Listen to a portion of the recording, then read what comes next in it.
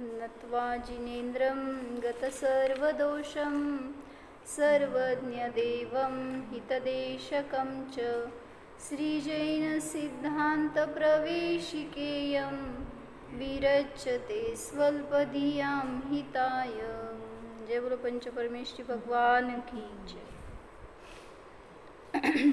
चैतन्य रत्नाकरमध्ये पान नंबर 31 झालं होतं ना.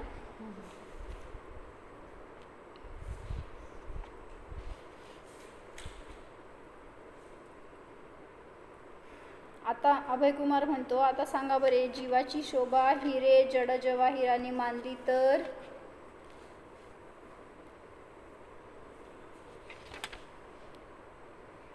कुठला दोष येतो? माझी शोभा कशाच्या द्वारे आहे? सगळ्या दागिन्यांच्या द्वारे, काय परिग्रहाच्या द्वारे माझी शोभा मानली तर असंभव दोष येतो. कधीच त्याच्याद्वारे शोभा नाही आहे जीवाची. त्याचे तर ज्ञानादी अनंत गुणांच्या द्वारे जीवाची शोभा आहे. परत जीवाची अभयकुमार म्हणाला की जीवाची शोभा शुक्ललेश्यमुळे मानली तर निरंजन म्हणतो तटस्थतेने आगमदृष्टीने अव्याप्ती दोष येतो व अध्यात्मदृष्टीने असंभव दोष येतो. का? शुक्ललेशा म्हणजे काय? शांत परिणामी असतो तो जीव. मग सगळे जीव शांत परिणामी असतात का? मग कुठला दोष येणार? जीव शांत परिणामी आहे, अव्याप्ती दोष येणार का? कारण चेलना शांत आहे तर नमोकार अशांत आहे, ऑपोजिट आहे. म्हणून तिथं अव्याप्ती दोष येतो. आणि अध्यात्मदृष्टीने असंभव म्हणजे अशांती जीवामध्ये नाहीच. त्यामुळं शांती अशांती असला काय भेद जीवामध्ये नाही, म्हणून असंभव दोष येतो. अभयकुमार काय म्हणाला परत? जीवाची शोभा सुंदर कपड्याने, सुंदर शरीराने, सुंदर आभूषण अलंकाराने मानलं तर असंभव दोष येतो. पुढं जीवाची शोभा मुलंबाळांमुळे मानली तर साधना काकी आमचं कुटुंब किती मोठं आहे, आमचा परिवार असा पसरलेला आहे, मग त्याच्याने आमची शोभा, कुठली शोभा? असंभव दोष येतो. का? कारण त्याच्याद्वारे जीवाची शोभा नसतेच.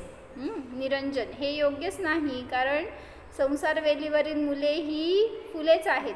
वेलीला जशी फुलांशिवाय शोभा नाही तशी संसाराला मुलांशिवाय शोभा नाही. हे बरोबरच आहे. कोण म्हणाले? निरंजन म्हणतोय. बरोबर नाही आहे बरं का, तुम्ही नाहीतर त्याला बरोबर म्हणाल. नवविवाहित निरंजन, आपण फार मोठे तत्वज्ञान सांगितले. या आविर्भावात असतानाच अभय त्याच्याकडे करुणा दृष्टीने पाहतो व समजावतो. समजवा.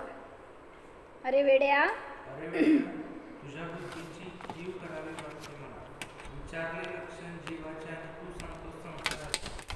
आज सिद्धांत वाढलेला आहे, पण आजकालची तुम्ही पोरं या विशेष बुद्धीचा उपयोग नाही येथे करता, म्हणजे बुद्धीचा दुरुपयोग करत आहात. आता तरी नीट लक्ष दे. जीवाची शोभा मुलाबाळांमुळे मानली तर असंभव निष्कलंक असंभव दोष येतो. म्हणजे निरंजन चुकला म्हणून अभयकुमारनी समजवलं की असं काय, जीवाची शोभा कधी मुलाबाळांमुळे नसते. तिथे संसाराची शोभा आहे, म्हणजे संसार वाढवणारी गोष्ट आहे. मग जीवाची शोभा जर त्याच्याद्वारे मानली तर निष्कलंकनी उत्तर दिलं की असंभव दोष येतो. कारण मुलांशी आपला शाश्वत संबंध तर नाहीच नाही. पण निरंजन म्हणतो प्रश्नार्थक मुद्रेने, क्षणिक संबंध तर मानशील की नाही? नाहीतर मग हे माझा मुलगा आहे, माझे आई वडील असं म्हणताच येणार नाही, असं त्याला म्हणायचं आहे. म्हणजे क्षणिक संबंध आहे म्हणून तरी म्हणा की त्यांच्याद्वारे माझी शोभा आहे. निष्कलंक. वाचा पुढं सारखा तुम्ही दोघं पण. नित्य तादात्म्य संबंध आहे. नमोकार. पुढं सारखा. आपल्या अवस्थेशी पर्यायाशी अनित्य तादात्म्य संबंध आहे. निश्चयनयाने अनंत गुणस्वरूप अखंड ध्रुव स्वभावास स्वद्रव्य समज व अनुपचरित सद्भूत व्यवहार नयाने जीवाचा शरीराशी एक क्षेत्रावगाह संबंध आहे. उपचरित असद्भूत व्यवहार नयाने जरी मुले बाळे घरदार दागदागिने वगैरेचे संबंध सांगितला आहे, तरी निश्चयनयाने इतर जीवाची केवळ ज्ञेय न्यायक संबंध आहे. समजले का बच्चमजी? म्हणजे छोटेजी असं म्हणायचंय, छोटे बालकजी. बच्चू म्हणते तसं. चिल ना. बालक आहेस या भावनेने निरंजनकडे पाहतो म्हणून असंभवच दोष येतो. काय सांगायला लागलेत आता इथं? 4 प्रकारचे संबंध सांगितले. कुठले कुठले सांग? संबंधांचे 4 प्रकार असतात. पहिला नित्य तादात्म्य संबंध. नित्य तादात्म्य संबंध कोणाचा कोणाशी असणार? तद आत्म असा शब्द आहे. तादात्म्य जे नित्य रूपाने तत्रूप राहतात, तादात्म्य रूप राहतात असे ते कोण? द्रव्य आणि त्याचे गुण ह्यांचा नित्य तादात्म्य रूप संबंध असतो. कुठे वही पेन पुढे घे त्याचं अजून थोडं, ते पिटिका पुढे घे अजून, म्हणजे आवाज मला पकडला जात नाही म्हणून. जीव आणि ज्ञान आदी गुण किंवा द्रव्य आणि गुण यांचा संबंध कुठला असतो? तर नित्य तादात्म्य रूप संबंध असतो. पुढं काय म्हणले? नित्य तादात्म्य संबंध कशाला म्हणायचं? द्रव्य नित्य आहे तसंच त्याचे गुण सुद्धा त्याच्याबरोबर नित्य आहेत, म्हणून द्रव्य रूप तदात्म्य रूप राहतात असे ते द्रव्य आणि गुण तादात्म्य रूप संबंध असतो. तो नित्य असतो, कधीच तिथं त्यांच्यामध्ये बदल होत नाही, ते एकमेकांना सोडत नाहीत, त्यामुळे तो नित्य तादात्म्य संबंध झाला. दुसरा अनित्य तादात्म्य संबंध कोणाचा असतो? द्रव्य आणि त्याची पर्याय यांचा अनित्य तादात्म्य संबंध असतो. म्हणजे काय? उदाहरण सांगा. उदाहरण जसं इथं माझा ज्ञान गुण, तर माझा आणि ज्ञान गुणाचा नित्य तादात्म्य संबंध असतो. तसं इथं अनित्य तादात्म्य संबंधामध्ये काय असतं? पर्याय. तुमची पर्याय कुठली आहे आता? हां, मग मी मनुष्य असं म्हटलं तर अनित्य तादात्म्य का? कारण ती नष्ट होणारी आहे, अनित्य आहे, म्हणून त्या द्रव्याचा आणि कुठल्याही पर्यायाचा संबंध घेतला तर कुठलेही द्रव्य घ्या, कुठलीही पर्याय घ्या, त्यांचा अनित्य रूपानेच तादात्म्य संबंध असतो द्रव्याशी. तिसरा घेतला काय? एक क्षेत्रावगाह.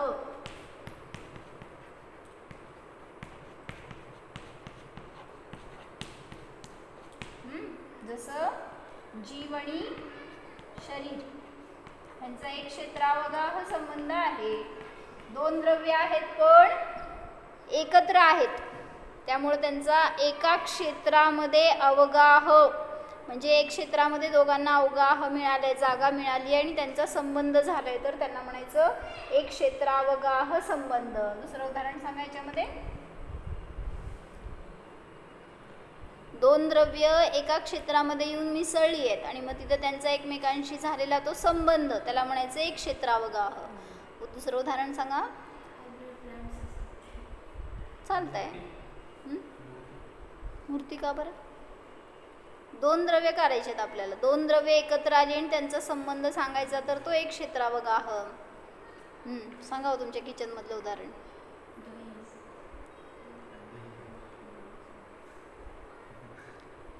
कणिकमध्ये पाणी घातला तर 2 भिन्न द्रव्य होते, एकत्र आले तर त्यांचा संबंध झाला, त्याला काय म्हणायचं? आता वेगळं वेगळं करून दाखवा बघू. दूध, पाणी आणि पीठ करू शकत नाही, त्यामुळे त्यांना म्हणायचं एक क्षेत्रावगाह. जसं आत्ता या शरीरात आपण आहे तर जीवाला वेगळं आणि शरीराला वेगळं दाखवू शकत नाही, त्यामुळे एका क्षेत्रात ते बांधले गेलेले आहेत. त्यांचा संबंध दुधात पाणी घालताना कुठला संबंध? एक क्षेत्रावगाह संबंध म्हणायचं. 2 द्रव्य आहेत पण त्यांना एकत्र जोडलं तर त्या एका क्षेत्रात त्यांना जागा मिळाली, म्हणून तो संबंध झाला. आणि चौथा संबंध काय? ज्ञेय न्यायक संबंध. एक्झाम्पल काय? जे सर्वथा भिन्न द्रव्य आहेत त्यांचं एकमेकांशी संबंध सांगणं. जसं की माझे घर, माझे कपडे, असं जे सर्वथा भिन्न राहू शकतात एकमेकांशी त्यांचा संबंध नाही आहे. मी आणि घर ह्यांचा काही संबंध नाही आहे ॲक्च्युली, पण जोडून आपण संबंध केला तर तो न्यायिक संबंध झाला. दागदागिने, घर, मुले, बाळे ह्यांचा सगळ्यांचा संबंध जीवाशी म्हटलं तर कुठला नाही लिहिलंय भैया? कुठला संबंध? न्यायिक संबंध आहे. म्हणजे काय?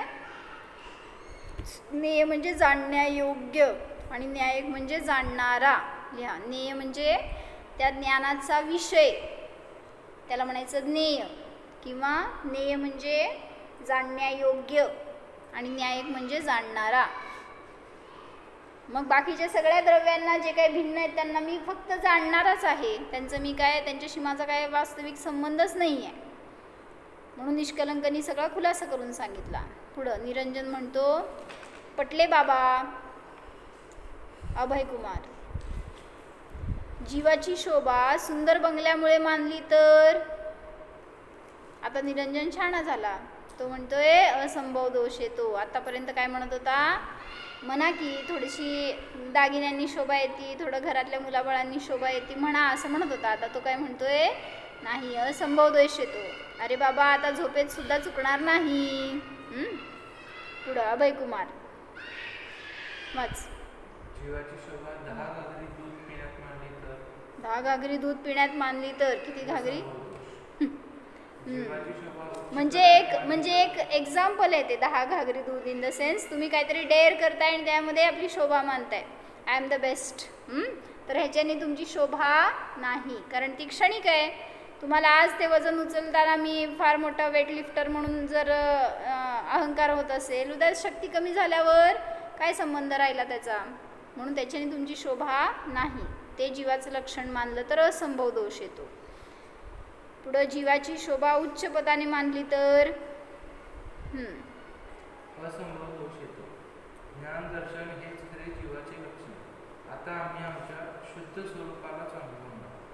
अभय, लक्षात घ्या, जीवाची शोभा ज्ञान दर्शनादी अनंत गुणांच्या अभेज्ञाय स्वभावानेच आहे. जीवाची शोभा मूल्यवान वस्तूंमुळे अरब रुपयांमुळे होत नाही. तसेच सुंदर गोरे शरीर, सुशील धर्मपत्नी यामुळे पण जीवाची शोभा नाही. काय सांगितले? तुला सांगायला लागले, कळलं का? पैशामुळे शोभा नाही, बायकोमुळे शोभा नाही. म्हणून मला चांगली बायको मिळाली, भरपूर पैसा मिळाला म्हणून मी खुश, किंवा म्हणून मी सुखी, म्हणून माझी शोभा, हे मानणं चुकीचं आहे. निष्कलंक. समजले. जीवास हार्ट अटॅक, क्षय, ब्लड प्रेशर इत्यादी रोग मानले तर असंभव दोष येतो. का? कारण जीवाचे नाही आहेत हे रोग, शरीराचे आहेत. मग तुम्ही सारखं काय म्हणता, मला हार्ट अटॅक आला, मला ब्लड प्रेशर झालंय, म्हणजे मला झालं का ते? मग तुम्ही एक क्षेत्रावगा हा असणारे त्या शरीराचा रोग स्वतःला मानताय, त्यामुळे तिथं तो असंभव दोष येतो. तुम्हाला कधी कसला रोग होत नसतो. तुम्ही तर सिद्धांसारखे आहात. सिद्धांना कसले रोग असतात? सिद्धांना रोग नाही आहेत. देवाला कुठले रोग असतात सांग? देव नारकींना रोग कुठला असतो? ते म्हणले हार्ट नसतंय त्यामुळे अटॅक येत नाही, ब्लड नसते त्यामुळं प्रेशर नसते, किडनी नसती त्यामुळं फेल्युअर होत नाही. मग कायच नसते ते रोग त्यांना. असं त्यांचं शरीर वैक्रिक असल्यामुळं त्याच्यामध्ये कसलेही रोग नाही आहेत, फक्त मानसिक रोग आहेत ते जीव. मला असं सहन करावं लागतं, इतकं भोगावं लागतं, हे मानसिक रोग आहे त्यांना. पुढं आता आपण उद्गल द्रव्याविषयी पाहूया. ज्यामध्ये स्पर्श, रस, गंध, वर्ण इत्यादी गुण असतात त्यास उद्गल द्रव्य म्हणतात. माहिती आहे हे उद्गल द्रव्य कशाला म्हणायचं? त्याचे गुण आहेत ते. पुद अधिक गल, जुडणे आणि विखुरणे. उद्गलामध्ये परमाणू व स्कंद असे 2 भेद आहेत. परमाणू कशाला म्हणायचं? ज्याचा दुसरा विभाग होत नाही अशा सर्वात छोट्या अंशाला परमाणू. त्यांना ऐकू येते का विचार? त्यांना ऐकू येते का विचार? तू लांब बसलाय आज त्यांच्यापेक्षा. 2 किंवा 2 पेक्षा अधिक परमाणू. स्कंद वाचायचे की ते. परमाणू कशाला म्हणलं? ज्या स्कंधाचा दुसरा विभाग, आता विभाग करत गेलो, एक स्कंद आहे म्हणजे काय, दगड आहे समजा, ते दगडाला फोडत फोडत एकदम लास्ट पार्ट काढला त्याचा. आता त्याचा दुसरा विभागच होणार नाही, त्याला म्हणायचं परमाणू. आता स्कंद म्हणजे काय ते सांगायलेत. दोन किंवा दोनपेक्षा अधिक परमाणूंच्या बंधात स्कंद म्हणतात. स्कंदाचे आहार वर्गना, तेजस वर्गना, भाषा वर्गना, मनोवर्गना, कार्बन वर्गना इत्यादी 22 भेद आहेत. पुद्गलामध्ये जो स्पर्श गुण आहे त्यास 8 पर्याय आहेत. कसे तर त्याच्या 8 पर्याय आहेत. कसे तर हा चार्ट पाहूया. काय सांगायला लागलेत, जे काही स्कंद झाले ते कशामुळे झाले, अनेक परमाणू एकत्र येऊन झाले. 2 परमाणू येऊन झाले किंवा अनेक परमाणू येऊन एकत्र तो झाला, तो स्कंद म्हणायचा त्याला, जो बांधला गेला तो.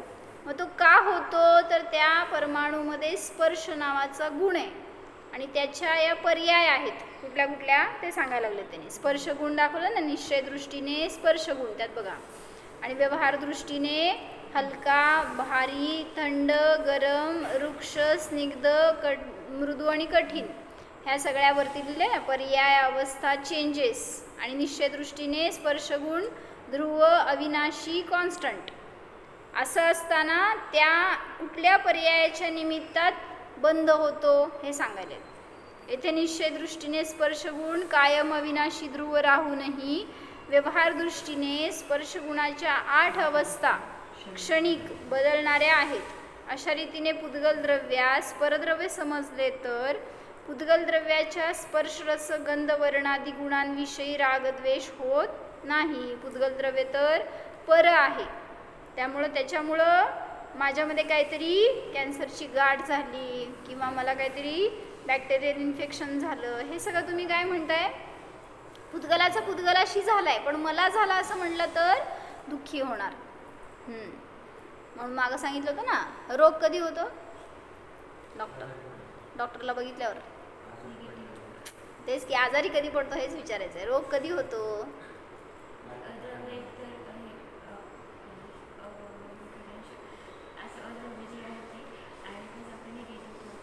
हां, हे सगळ्यात महत्त्वाचं कारण. म्हणजे विचारातून रोगाची सुरुवात होते. कुठं, शरीरात नंतर होते, पहिल्यांदा विचारातून रोग सुरू होतो. जसं मागं सांगितलं होतं ना, तो सेठजी असतात आणि त्या सेठजींना त्या दिवशी सगळीकडं न्यूज वाचायला मिळाली की हार्ट अटॅक झाल्यावर असं करायला पाहिजे, हार्ट अटॅकचे हे लक्षण आहेत. पेपर काढला तर सकाळी सकाळी उठल्यावर पेपरमध्ये तेच होतं, हार्ट अटॅकसाठी हे सगळे हॉस्पिटल, हे दवाखाने हे इथं जवळजवळ आहेत, असं तिथं वेल ट्रीटमेंट मिळते तुम्हाला. ते बंद केलं त्यांनी. टी व्ही लावलं तर टी व्हीवर पण तीच ॲडव्हर्टाईज होती, हार्ट अटॅक आल्यावर असं प्रायमरी एड असं करा तुम्ही, असं करा वगैरे. तर नंतर मोबाईलनी काहीतरी न्यूज बघायला गेलं तर ॲडव्हर्टाईज पण तीच आली परत, काय हार्ट अटॅक झाला एका मनुष्याला आणि त्याचं असं असं झालं. आता त्याच्या डोक्यामध्ये काय झालं माहिती का, तेच सुरू झालं की अटॅक आल्यावर काय होतंय. तर घरातनं बाहेर पडला दुकानात जायसाठी तर त्या रस्त्यावर पण मोठ्याच्या मोठं बॅनर लावलं होतं, तर त्याच्यावर पण तेच हार्ट अटॅकसाठी काय हे मेडिसिन्स घ्या किंवा हे काय तुमचं उपचार करा असं वगैरे त्याच्यावर लिहिलेलं होतं. ते सगळं वाचून ऐकून सतत डोक्यामध्ये तेच विचार जाऊन बसला दुकानामध्ये. जेवण झालं होतं, जेवण झाल्यावर जाऊन बसलेला आणि थोडा वेळ झालं की अचानक त्याच्या छातीत दुखायला लागलं. आता ते सगळं वाचलं होतं ना, त्यामुळं त्याला कळायला लागलं की मला अटॅक आलाय. तर तो ओरडला कोणाला, ते दुकानात कामगार गडी होते ना, त्यांना म्हणला मला हार्ट अटॅक आलाय, मला पटकन घेऊन चला हॉस्पिटलमध्ये. तर ते कामगार म्हणतात थांबा, शांततेने बसा, पाणी प्या, थोडंसं वारं खावा, बरं वाटेल. नाही म्हणला, मला सगळं माहिती आहे, तुम्ही पहिला मला घेऊन चला, मला अटॅक आलाय आणि मी मेलो तर ते कोण असं लवकर रिस्पॉन्स देण्यात म्हटल्यावर त्याला भीती वाटली आणि चक्कर येऊन पडला तिथंच, तो बेशुद्ध झाला. म्हटल्यावर लोक घाबरली सगळे आणि त्याला उचलून घेऊन गेले हॉस्पिटलमध्ये. मग हॉस्पिटलमध्ये नेल्यावर आता बेशुद्ध आहे म्हटल्यावर पहिल्यांदा सगळे चेकिंग केले आणि मग रिपोर्ट्स काढले, सगळे ECG वगैरे केले, सगळं झालं. थोड्या वेळाने तो होशमध्ये आला. मग आता डॉक्टर येऊन समोर उभारला होता. मग ते डॉक्टरला सांगते की म्हणला मला लवकरात लवकर ऑपरेट करा, मला मरायचं नाही आहे. मग तो म्हणला काय झालं तुला. मग ते डॉक्टरलाच सांगते बरं का, म्हणला मला हार्ट अटॅक आला होता आणि म्हणून मी चक्कर येऊन पडलो होतो. तर तो म्हणतो नाही तुम्ही नॉर्मल आहे, तुम्ही स्वस्थ आहे, तुम्ही काही काळजी करू नका, हे डॉक्टर सांगायला बरं का. पण ते मनुष्य काय म्हणते, नाही तुम्हाला माहीत नाही, मी आज सगळं वाचलंय, मला माहिती आहे की मला अटॅकच आलाय. आता ते डॉक्टर परेशान, एकदा सांगते दोनदा सांगते, पण हे ह्यालाच कन्व्हिन्स करायला लागले डॉक्टरलाच. शेवटी एक ठेवून दिली जोरात, म्हटला तू जेवण केलास आणि येऊन त्या गल्ल्यावर बसलायस ना, तर तुला ॲसिडिटी झाली आहे आणि सगळं ते प्रेशर छातीवर आलंय, त्याच्यामुळं तुला त्रास होतोय. म्हणले जा चालत म्हणले आता घरी, म्हणजे तुझं सगळं रोग दूर होत आहे. म्हणजे काय झालं, कुठून रोग आला हो, झाला होता का तिथं अटॅक, त्याला आला होता का? सगळं बाहेरून आहे, आपल्या विचारातूनच आपण त्रस्त आहे. काय अटॅक आला का? त्याला अटॅक आला नाही, त्याचा विचार करून आपल्यालाच अटॅक येते मग. म्हणून तिथं रोगाची सुरुवात बाहेर नसून पहिला विचारामध्ये होते. जर काय सांगितलं, पुद्गल द्रव्यास परद्रव्य जाणले तर समजले तर परद्रव्याच्या पुद्गल द्रव्याच्या स्पर्श सगंध वर्ण आदी गुणांविषयी रागद्वेष होत नाही. कसल्याही रंगाचं काही असू दे वस्तू, त्याच्यामध्ये इष्टनिष्ट परिणाम होणार नाहीत. कसे? आपण स्पर्शाचा चार्ट पाहिला आहे, तेव्हा जीव हलका भारी नाही, अस्पर्श स्वरूपी नाही, अस्पर्श स्वरूपी आहे, अस्पर्श स्वरूपी आहे असे जाणले तर मी हलका किंवा मी भारी म्हणून होणारे राग द्वेषभाव सहज सुटतात. म्हणजे मी मोठा झालो, मी पतलू झालो, हे सगळं विचार सुटले, कारण तिथं पुद्गलाची पर्याय आहे. कारण शरीर हलके आहे म्हणून द्वेष करतो व बदामादी गरिष्ठ पदार्थ मिळाले तर राग येतो. राग करतो म्हणजे प्रेम करतो असं म्हणायचं. राग म्हणजे अनुराग. किंवा शरीर फारच भारी असेल तर क्रिया करता येत नाही, उठावयास बसावयास त्रास होतो म्हणून द्वेष करतो.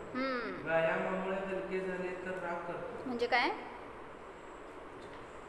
सारखं सारखं शारीर आरशात बघायचं आणि म्हणायचं आय एम वेल फिट, माझी फिटनेस किती भारी आहे. आणि तेच कोणीतरी जाड असलेला बघून म्हणतो की किती त्रास आहे, किती खराब आहे माझं शरीर, किती मी कुरूप आहे, असं बघून म्हणजे त्या शरीराकडे बघून आपण आपली ओळख करतो तर त्रास होतो. आम्हाला जड भारी ओझे पाहून द्वेष होतो, तर हलकी बॅग उचलावी लागली तर राग करतो. म्हणजे आता ते सगळे स्पर्शाचे गुणधर्म सांगायला बरं का तुम्हाला इथं. म्हणजे हलका भारी झालं, आता काय त्यांनी घेतलं पुढं जड, आता घ्यायला पुढचं की हलका भारी म्हणजे तेच झालं की. तसेच स्पर्श गुणाच्या थंड गरम, आता हे पुढची पर्याय घेतली, थंड आणि गरम देखील रागद्वेष करतो. अज्ञानामुळे मलाच थंडी ताप आला किंवा विषमज्वर झाला तर द्वेष करतो, किंवा ताप आल्यावर सर्वजण व्यवस्था बडदास्त ठेवतात, सहानुभूती दाखवतात म्हणून राग करतो. म्हणजे नमोकार आजारी पडला, सांगरामध्ये किती जण बाजूला फिरणार? कोण पडत नाही होय, मला वाटलं फिरत नाही म्हणाला का. बाजूला जर आता आजारी पडलो तर सगळ्यांना काळजी म्हणलं, खोकाला की आत्ताच बघ आजारी पडला. तर असं सगळ्यांनी माझी केअर केली म्हणल्यावर आनंद. जसं माझा ॲक्सिडेंट झालं होतं आणि झाल्यावर काय ते रस्त्यावर झाला ॲक्सिडेंट, तिथनं नेले हॉस्पिटलमध्ये, हॉस्पिटलमधनं सगळं झाल्यावर ट्रीटमेंट घरी आणली ना, माझ्या बाजूला सगळेजण फिरायचे, कसलं भारी वाटायचं आहे म्हणलं. कधी आम्हाला 2 मिनिटासाठी कोण न बघणारे सगळे पाय बाजूला बसणार, काय पाहिजे विचारणार. तसल्या गोष्टीमध्ये आनंद केला तर परत परत तशी पर्याय मिळते. तसेच गरम जेवण चहा मिळाला तर राग, थंड मिळाला तर द्वेष, परंतु अस्पर्श स्वभावी निज चेतन प्रभूच जाणले तर हे थंड गरम विषय रागद्वेष सहज संपतात. कारण ध्रुव स्वभावात थंड स्पर्श गरम स्पर्श नाही. म्हणजे काहीतरी जेवायला दिलं किंवा काय तुम्हाला चहा दिला प्यायला, पितो ना चहा? नाही पित, दूध पितो. मग दूध गरम पाहिजे होतं आणि थंड दिलं, काय झालं? प्यायचं. काही इलाजच नाही, याचं तू गरम करून घे म्हणून सांगणार. म्हणजे असं त्याच्यामध्ये जर आपण इष्टानिष्ट बुद्धी केली तर रागद्वेष होणार. माझा शरीराशी तर काही संबंध नाही, शरीर तर शेजारीच आहे. तसेच स्पर्श गुणाच्या स्निग्ध, वृक्ष, कठोर, मऊ अवस्था ध्रुव स्वभावामध्ये नाही. स्निग्ध वृक्ष म्हणजे काय? जसं स्निग्ध म्हणजे ऑइली आणि वृक्ष म्हणजे ड्राय, असं हे सगळे पण स्पर्शाचेच परिणाम आहेत, पर्याय आहेत. ते म्हणजे माझं स्वरूप नाही. मी तर मी अस्पर्श स्वभावी आहे हे समजल्यामुळे स्पर्शाविषयीचे रागद्वेष सहज सुटतात. कसे तर पहा, शरीराची त्वचा स्निग्ध पाहून राग येतो व जेव्हा कडाक्याची थंडी पडते तेव्हा त्वचा वृक्ष पाहून द्वेष करतो. किंवा बुंदीच्या लाडूची स्निग्धता पाहून एखाद्यास राग वाटतो तर एखाद्यास वृक्ष नीरस पदार्थ पाहून किंवा कोरडी तूप रहित पोळी पाहून द्वेष होतो. किंवा सासूरवाडीस प्रथमच गेलेला जावई बापू कडक लाडू मिळाला व खाताना दात पडला म्हणून कडक त्याचा इतका द्वेष झाला की जावई बापू तडक स्वतःच्या गावी पत्नीस बरोबर न घेताच परत. काय सांगितले, किती चिंतन केलंय. कळलं का काय सांगितले? जावई बापू गेले होते सासरी आणि तिथं खायला दिला लाडू, त्याच्यामध्ये तूपच नव्हतं जास्त, त्यामुळे ते घट्ट झाला होता. खाताना दात पडला म्हणले जावयाचा. कुठं गेला? तडक घरी गेला, बायकोला पण घेतलं नाही. का बरं? कारण त्याच्यामुळं मला राग, त्याच्यामुळं माझी इमेज गेली ना, असं एक फिलिंग्स. म्हणजे त्याच्यामुळं मी सुखी आणि दुःखी हे परिणाम तुम्हाला त्रस्त करणारे आहेत. स्निग्धतेस प्रोटॉनची आकर्षण शक्ती व वृक्षतेस इलेक्ट्रॉनची विकर्षक शक्ती असे वैज्ञानिक म्हणतात. तसेच कठोर कुरकुरीत चकली शेव मिळाली तर राग, पावसामुळे ती चकली मऊ झाली तर द्वेष, किंवा कठोर किंवा जाडी भरडी साडी मिळाली तर द्वेष, तलम ड्रेस मिळाला तर राग, सुपर फाईन मातेचा मायेचा मऊ हात अंगावरून फिरला तर बालकास राग किंवा प्रेम वाटते. तोच दाई म्हणजे ती सांभाळणारी आया, तिचा हात कठोर हात अंगावरून फिरला तर द्वेष होऊन बालक रडू लागते. हे सर्व विकल्प अस्पर्श स्वभावी आत्मप्रभूत जाणले तर सहजच संपतात. काय सांगितलं? सगळ्या 8 पर्याय त्यांनी घटवून सांगितल्या की या 8 पर्यायांबद्दल तुम्ही असे विकल्प करणार तर त्याच्यामध्ये रागद्वेष उत्पन्न होणार. पण त्या पर्यायांना पुद्गलाचं गुण जाणून, त्याचं परिणमन जाणून जर आपल्यापासून भिन्न जाणलं तर समता स्वभावामध्ये राहणार. म्हणून समयसारची 396 नंबरची गाथा सांगतायत. फासोण हवैनाणं जम्हा फासोण याण एकिंची तम्हा अण्णं नाणं अण्णं फासं जिणाविंती. फास म्हणजे स्पर्श, स्पर्श न हवैनाणं, स्पर्श म्हणजे ज्ञान नाही. जम्हा म्हणजे ज्या करणारे, फासो न याणे किंची, स्पर्श काही जाणत नाही. तम्हा म्हणजे म्हणून ज्ञान अन्य आहे आणि फास म्हणजे स्पर्श अन्य आहे असं जिनेंद्रांनी सांगितलेलं आहे. अर्थ वाचा साधना काकी. यावरूनही ध्रुवामध्ये स्पर्श नाहीच. हो, कुठे गेला? मग हे का अर्थ?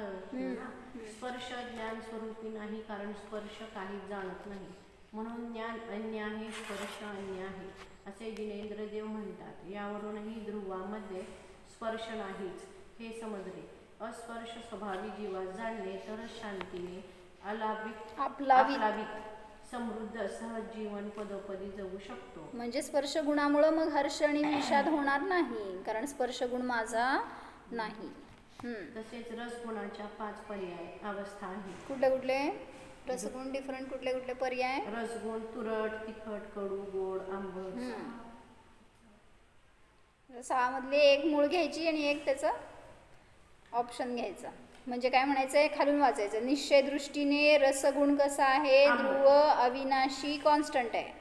व्यवहार दृष्टीने ज्या काय पर्याय आहेत, अवस्था आहेत, त्या चेंजेबल आहेत. मग कुठल्या अवस्था? तर रसगुणाची आंबट, गोड, खडू, खारट, तिखट, तुरट हे सगळ्या पर्याय आहेत. येथे निश्चय दृष्टीने रसगुण कायम असून व्यवहार दृष्टीने रसगुणाच्या 5 अवस्था क्षणिक बदलणाऱ्या आहेत. रसगुण व रसगुणाच्या गोड, कडू, आंबट, तिखट, तुरट अवस्था जाणून जीवनात हा फायदा होतो की हे सर्व पुद्गलाचे गुणपर्याय आहेत. मी यांच्याहून भिन्न रसस्वभावी चैतन्य रसस्वरूपी भगवान आत्मा आहे. थांबा, काय सांगायले? जो आता समज काय कारल्याचा गुणधर्म काय? कडू आहे. कारल्याचा कडू काय म्हणायचं? कारलं कडू आहे. कुठला संबंध आहे? 4 संबंधामध्ये कुठला संबंध आहे? कडू हे गुण आहे का पर्याय आहे? मग कुठला संबंध आहे? हा, मग आता नित्य तादात्म्य संबंध कोणाचा कोणाशी आहे सांग त्याच उदाहरणात. कडू ही पर्याय झाली ना, त्यामुळं अनित्य तादात्म्य संबंध झाला. मग नित्य तादात्म्य कोणाचा? हा, काय म्हणायचं मग? कारल्यामध्ये रसगुण आहे, मग त्यांचा संबंध सांगणार तर तो म्हणायचा नित्य तादात्म्य संबंध. समजलं? बरोबर. पुढं म्हणून ती पर्याय. कारल्याचा कडूपणा जातो का नाही जात? नाही, नित्य नाही. कडू आता पर्याय आहे म्हटलं ना, मग त्याचं जर ते पिळून काढलं ना रस, त्याच्यामध्ये साखर घालून केलं तर कडूपणा जातो त्याला. आम्ही करतो की आमच्याकडे या खायला भाजी म्हणजे तसा कडवटपणा राहत नाही जो आता पूर्वी होता ना, त्याला लोण लावून जर पाणी काढून टाकलं त्याचं तर ते कडूपणा राहत नाही त्याच्यामध्ये. आणि मग त्याला परत काय काय करायचं, वरनं तूप लोणी साखर घालायचं, आणि असं नाही त्याच्यात मसाला बिसाला घालतात आणि साखर घालून केलं तर कडू लागत नाही ते. येथे निश्चय दृष्टीने झालं ना ते. पुढं या स्वस्वरूपास प्रत्यक्ष जाणलं अनुभवलो तर सहजच रसासंबंधीचे रागद्वेष सहजच संपतात.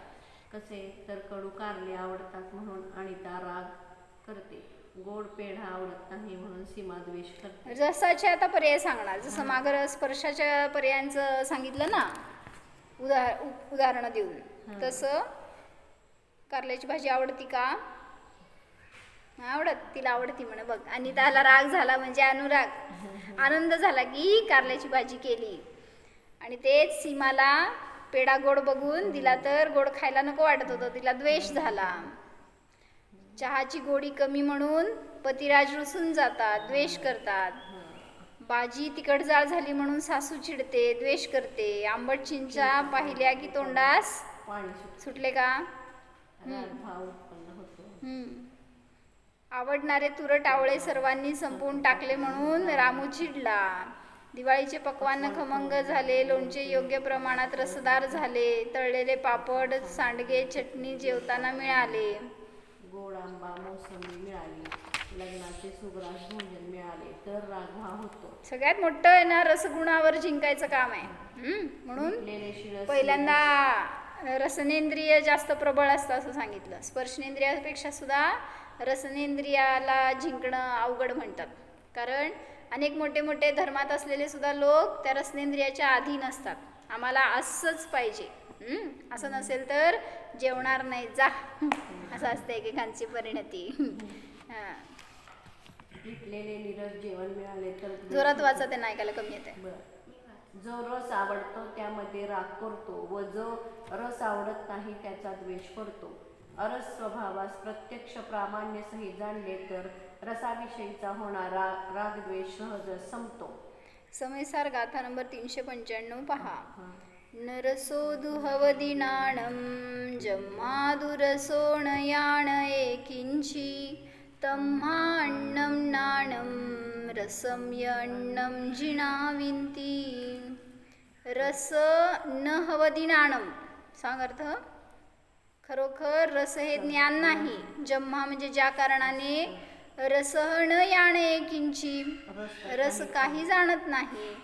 तम्हा म्हणजे म्हणून, अन्नम रसम अन्नम नाणम. बोले ज्ञान अन्य आहे आणि रस अन्य आहे असं जिनाविंती म्हणजे जिनेंद्रांनी सांगितलेलं आहे. वाचशील ना? कुठं गेली आहे? वरचं वाचा अर्थ.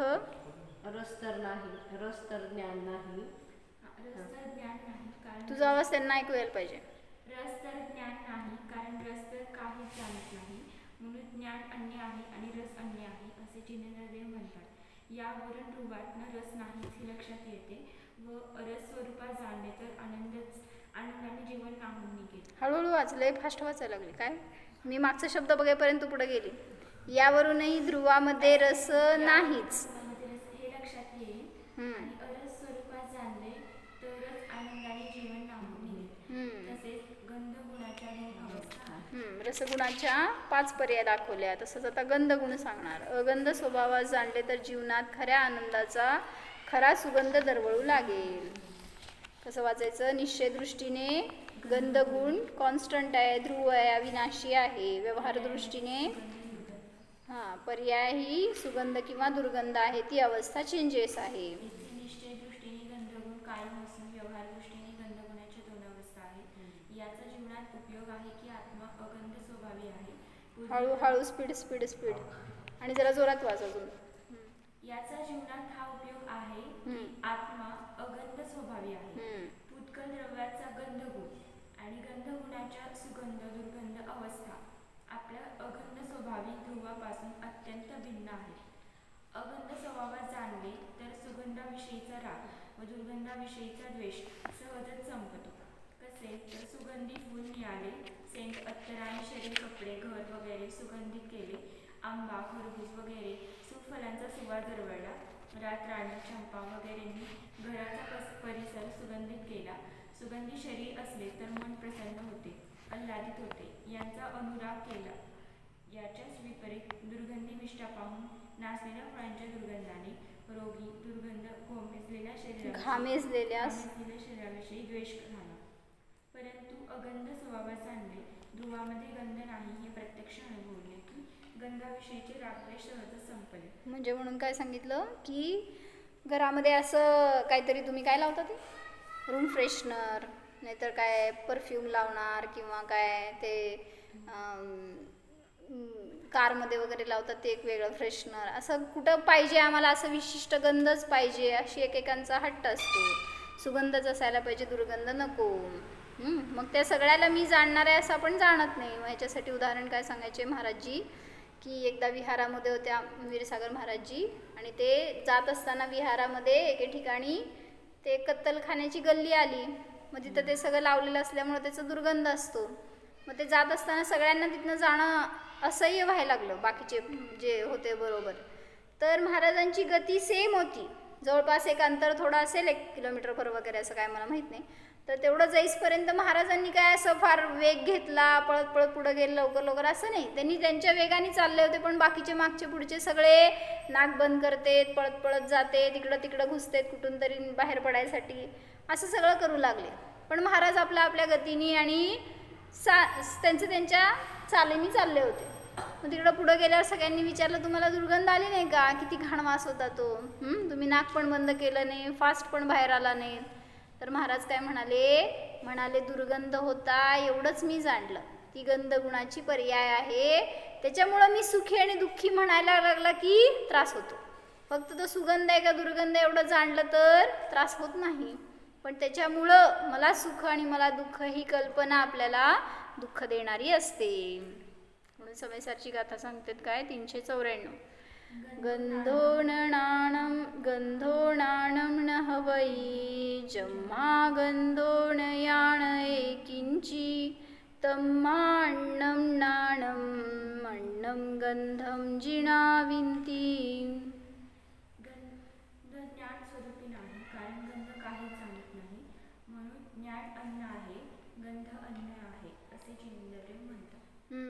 म्हणून गंध हे माझ्यामध्ये नाही आहे, तर गंध किंवा गंधामध्ये ज्ञान नाही आहे, ते माझ्यापासून भिन्न आहे, तर पुद्गलाचा तो गुण आहे.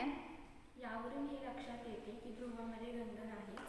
अगंध स्वभावात जाणले तर जीवनात खऱ्या आनंदाचा खरा सुगंध दरवळू लागतो. म्हणजे म्हणून सांगितलं स्वतःला काय जाणा, मी अगंध स्वरूप आहे, माझ्यामध्ये गंधगुण नाहीच आणि गंधगुणामुळं मला हर्ष आणि विषाद नाहीच. हो.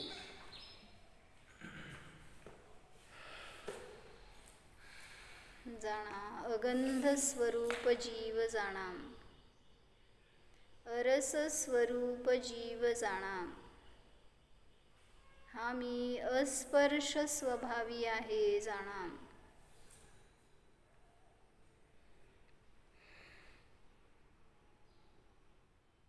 माझ्यामध्ये ज्ञान, दर्शन, आनंद आदी अनंत गुण आहेत, त्यांच्याचद्वारे माझी शोभा आहे. परद्रव्यामुळे मी शोभावान नाहीच. परद्रव्याचा हा मी मात्र ज्ञाताच आहे. ज्ञायक स्वरूपोऽहम्. संबंध रहितो हम जीवो हम ओम विसर्जन।